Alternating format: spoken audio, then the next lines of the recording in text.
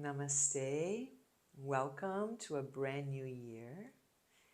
And if there's that little tendency in there right now to say, let me make a resolution, Ayurveda, the ancient wisdom on how to live, encourages you to take a step back at this time and consider a more gentle approach to your drive to accomplish. Whether your winter looks like this or not, or maybe you are at a summer season now if you're in a tropical place down south where I come from. But whatever the situation may be of your environment, you're stepping into something new, and that something new has 4 seasons, right? That's what a year gives us.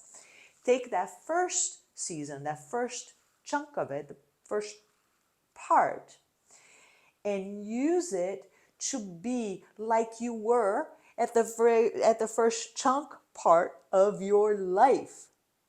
More curious, right? When you were a little one, you were touching things to see what they felt like.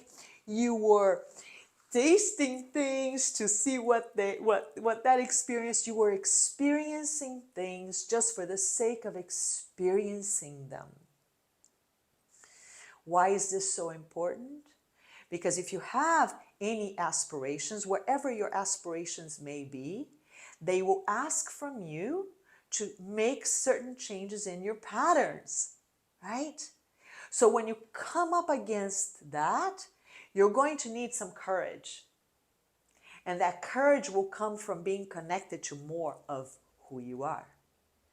So use this time well. Use it to connect to these organs of perceptions that you have been given, this way that you have to interact, exchange, to get to know your world, your eyes, your ears, your nose, your tongue, your skin.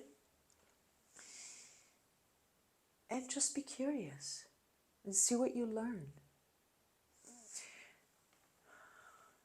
If the weather permits you to go on a nature walk, even if you have to bundle up quite a bit, notice the sights, the beauty, the fragrance. Maybe you get to have a walk, or you remember going on a walk after a rainy day or during a rainy day, and just that earthy smell. How does that make you feel?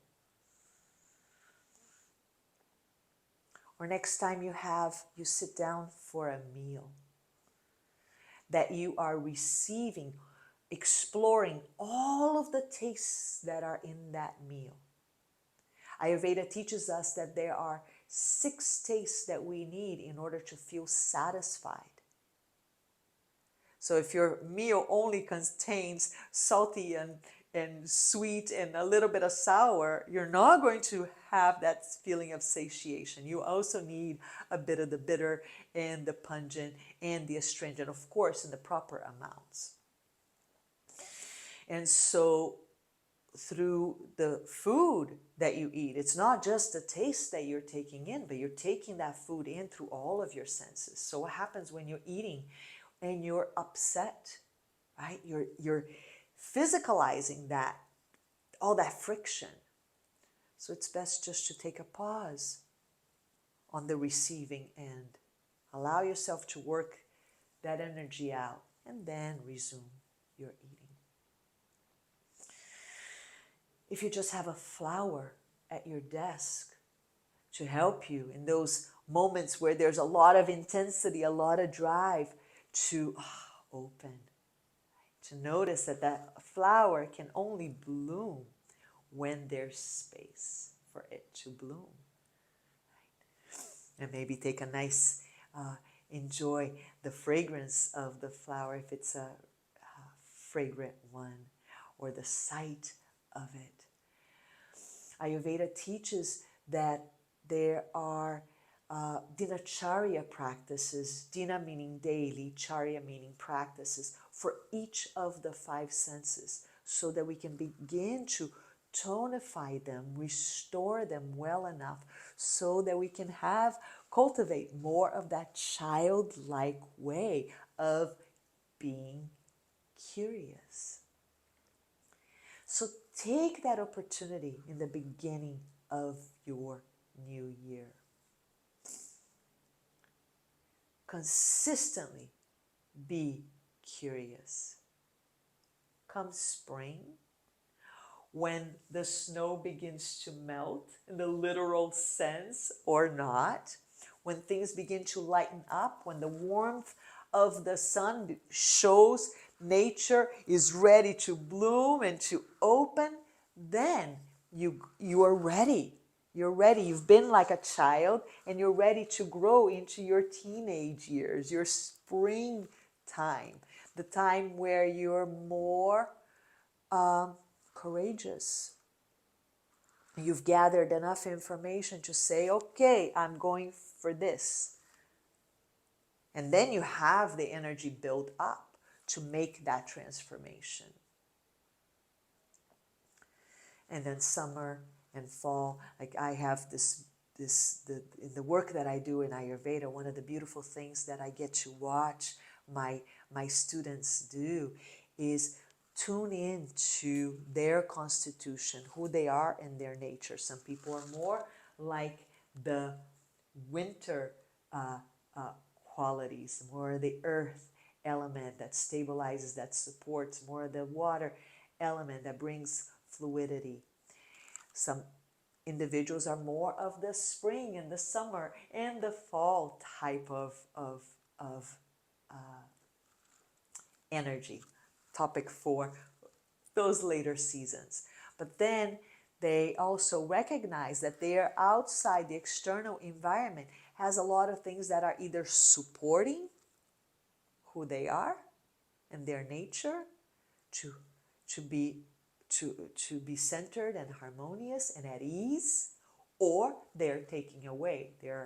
They are causing some kind of imbalance through excess.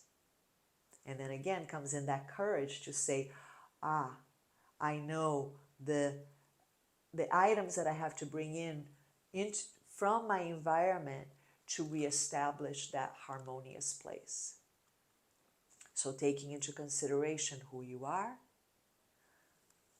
the time of the year that you are in, and then how to bring that together in a way that supports you, that gives you a map, so that when you feel a little bit tired, when you are a little bit discouraged, that you have that map there to remind you what the next step is, because that's really all we need, right, is that next step. And so my offer to you today, that next step, is come to know Ayurveda. Come to learn this wider, broader perspective on how to care for your life,